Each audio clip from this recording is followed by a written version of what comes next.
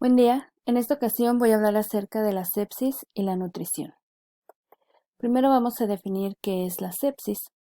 Es un síndrome integrado por diversas anormalidades fisiológicas, patológicas y bioquímicas y son inducidas por una infección. Va a abarcar toda situación de disfunción de órganos que compromete la supervivencia del enfermo y es causada por una respuesta desregulada del huésped a la infección.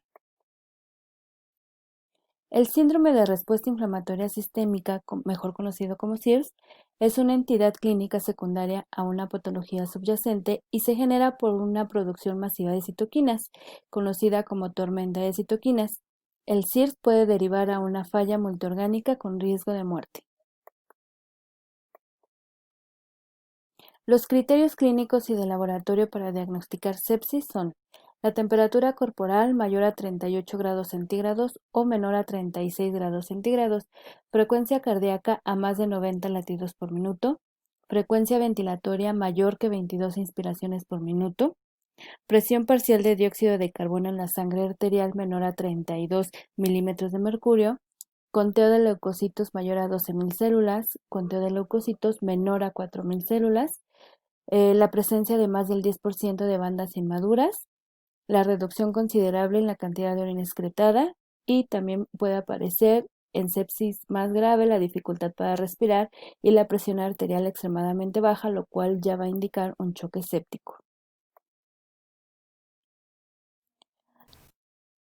Las dos fases del estrés metabólico en la sepsis son: la primera fase es la fase bebé. Esta se va a caracterizar por la presencia de una gran disponibilidad de sustratos que no pueden ser empleados adecuadamente, debido a una disminución de la perfusión y oxigenación de los tejidos, secundaria a la reducción del volumen sanguíneo y del gasto cardíaco.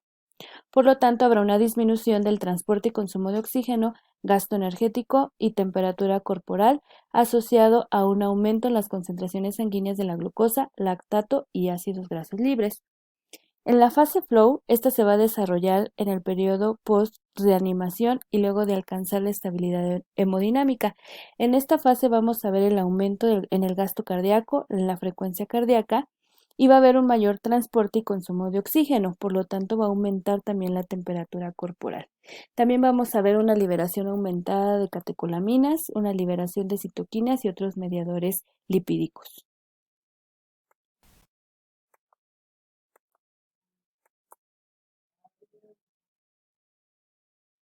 ¿Cuál es el incremento del gasto energético en una persona con sepsis?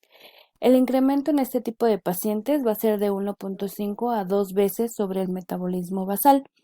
Sin embargo, también se pueden observar aumentos mayores de acuerdo al tipo y la gravedad del estrés. ¿Qué es la falla orgánica múltiple en la sepsis? Bien, cuando la injuria se mantiene, puede determinar la perpetuación del SIRS. Esto va a dar lugar a un proceso continuo y dinámico y va a provocar una pérdida en la función de uno o más órganos. Esto se conoce como falla orgánica múltiple. Menciona 10 alteraciones fisiopatológicas en la falla orgánica múltiple.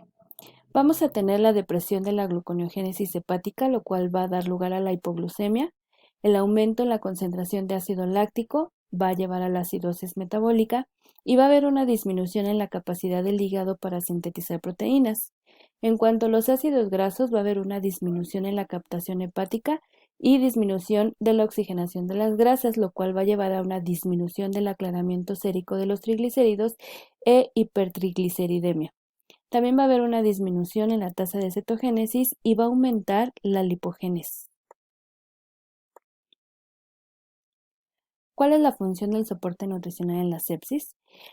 El soporte nutricional tiene como objetivo preservar la integridad de la mucosa intestinal, prevenir la translocación bacteriana y obviamente proveer al paciente de nutrientes para una recuperación.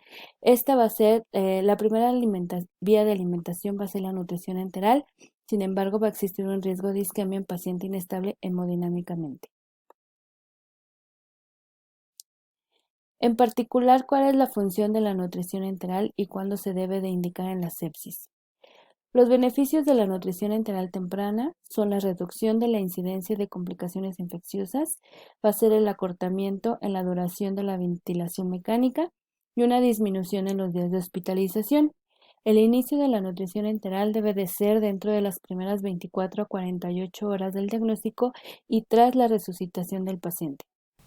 ¿Cuáles son las consecuencias de la nutrición enteral en la sepsis? El principal riesgo es el padecer isquemia intestinal subclínica, por lo tanto se debe de llevar un control muy estrecho en los signos de intolerancia intestinal, como la distensión abdominal y los vómitos.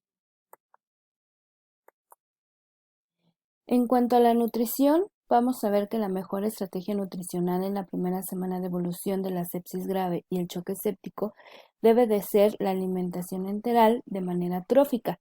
Esto quiere decir que se va a aportar del 60 al 70% del requerimiento energético, lo cual tiene unas cantidades de 240 y 480 kilocalorías en las 24 horas, con un límite de 500 kilocalorías en las 24 horas.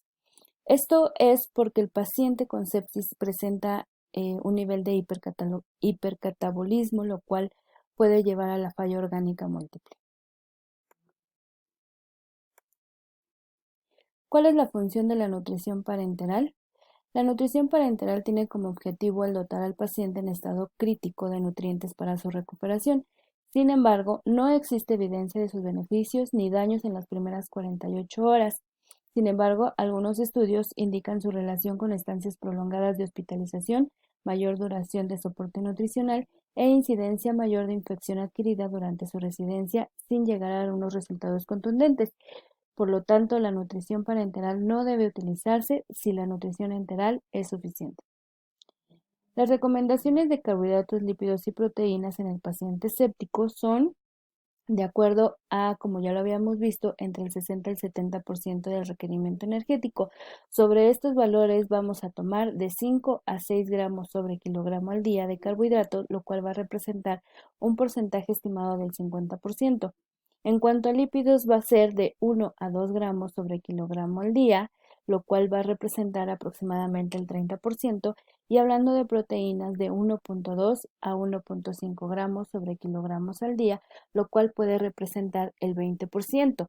Sin embargo, debemos recordar que posiblemente la función renal del enfermo pudiese ser afectado por la sepsis, lo cual el aporte de proteína debe de ser ajustado a la calidad y cantidad para prevenir cuadros de azotemia, lo cual puede llevar al riesgo de padecer encefalopatía hepatoamoniacal.